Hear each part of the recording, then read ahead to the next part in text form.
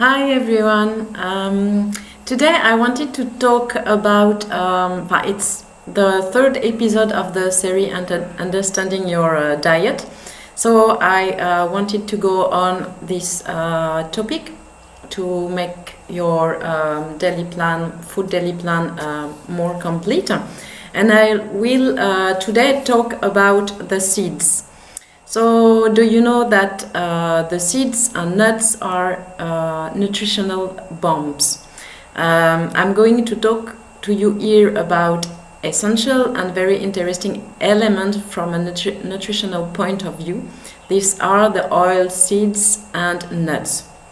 So, some are fruits like nuts, almonds, macadamia nuts, cashew nuts, etc. Others are seeds, sunflower, squash, alfafa, fenugreek, etc. And still others are legumes like chickpeas. So we will see together what characteristics they have in common and why to eat them and how to prepare them. These are really nutritional bombs and they can be classified in two categories. You have the seeds rich in micronutrition, such as alfalfa or alfalfa seed, and prepared correctly, that is to say, in this case, sprouted, they provide a lot of vitamins, mineral, and trace elements. Seeds and nuts rich in micro and micronutrition such as sunflower seeds, squash seeds, and all nuts. They provide lipids and proteins in particular and carbohydrates to a lesser extent. So if your goal is to quantitatively increase your micronutritional intake without increasing lipids, carbohydrates, and protein, the first family will be ideal for you. So conversely, if you need complete nutrition or to grow taller like children, teens, or some also adults, head to oil seeds and nuts is good. So in all cases, they are not or minimally processed product, and the only transformations I'm going to suggest you to do them are soaking and germination. So why soak seeds and nuts? Nuts and seeds have a downside. Their nutrients are scarce for our digestive system.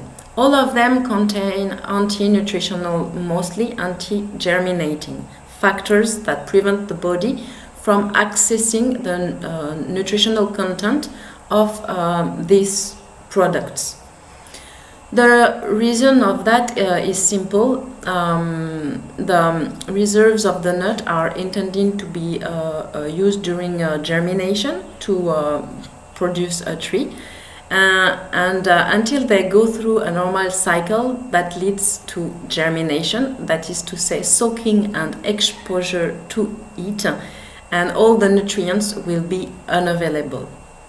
So normally the fruits fall from the tree in the fall, and it is quite beneficial that they do not sprout spontaneously from the start, as the small plants that could not withstand the cold of winter. The good condition for germinating are therefore humidity and of course temperature. And as soon as they are brought together, the anti-nutritional factors like phytic acid live with the water and release the nutrients.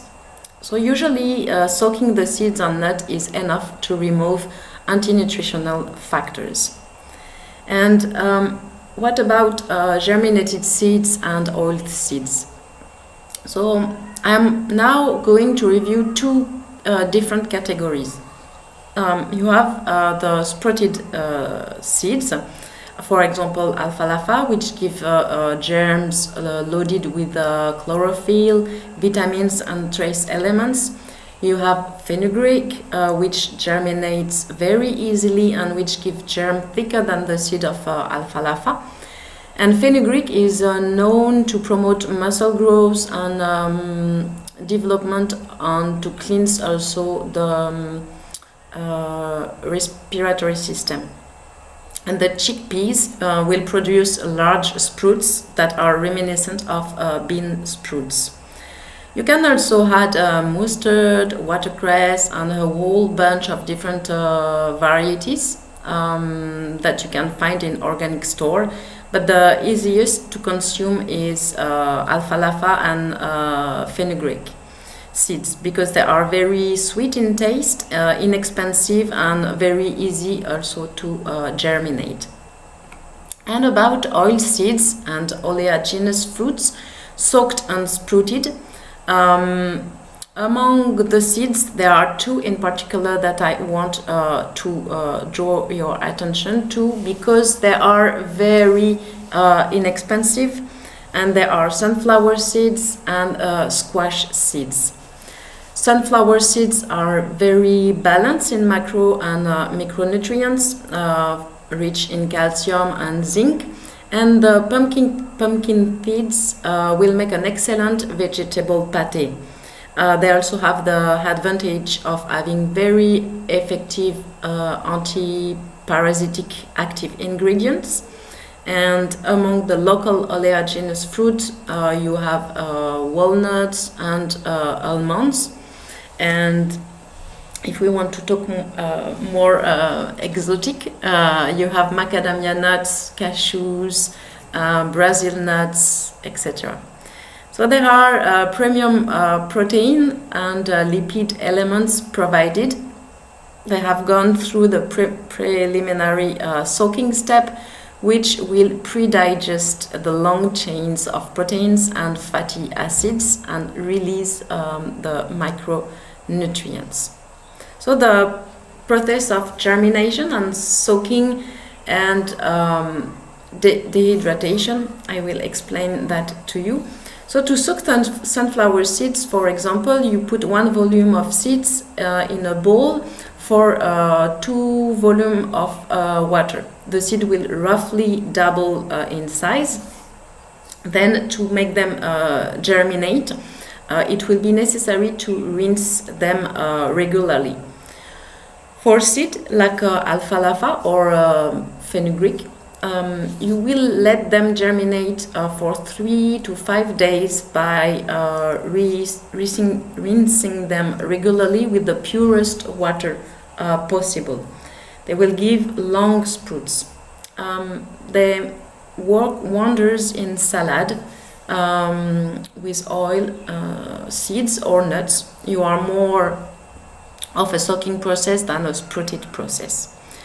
So they are soaked for 12 or to 24 hours maximum. They are rinsed several times and they are ready to be eaten. If you want to keep them, you can then dehydrate them.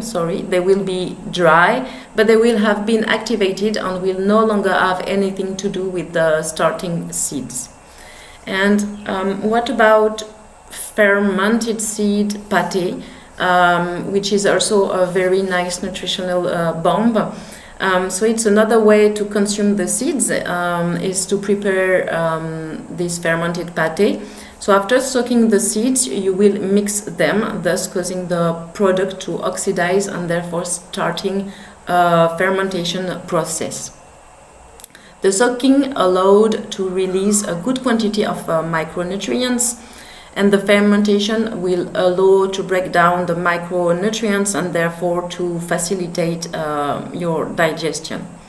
And with fermented pâté, you have unlimited creativity. You can prepare both savory and sweet recipes. So I will give you a really nice little recipe.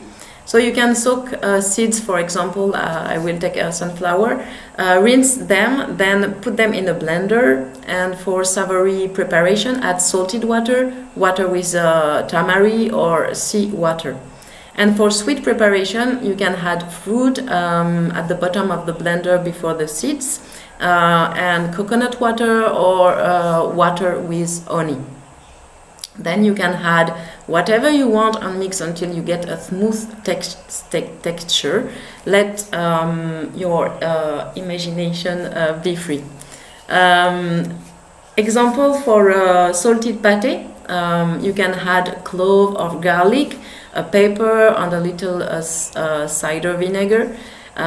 It's ideal to serve with vegetable sticks. You can consume it after a few days to let the fermentation take effect. It gives a cheesy taste to the preparation. So you can also pass it in small pieces in the dehydrator to serve with the salad, for example. So for the sweet versions, allowing the preparation to ferment will give the preparation a yogurt taste. And you can also do cheeses with beads. So it's another recipe with beads.